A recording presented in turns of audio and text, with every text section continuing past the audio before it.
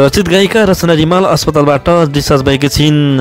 आन्द्राको संक्रमण भएपछि अस्पतालमा उपचार गरिरहेकी उनी शनिबार डिस्चार्ज भएकी हुन्, जसको जानकारी उनले सामाजिक सञ्जाल मार्फत गरेकी थिइन्। उनी अहिले घरमै आराम गरिएकी छिन्।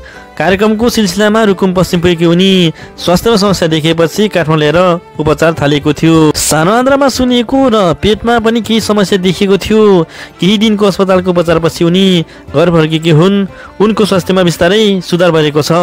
रचना रिमाल भने रुकुम पश्चिम सानोबेरी बेलटापुमा सञ्चालन भइरहेको महोत्सवमा प्रस्तुति दिन पुगेकी थिइन्। अचानक पेट दुखेपछि उनलाई नेपालगञ्ज हुँदै काठमाडौँ ल्याएको हो।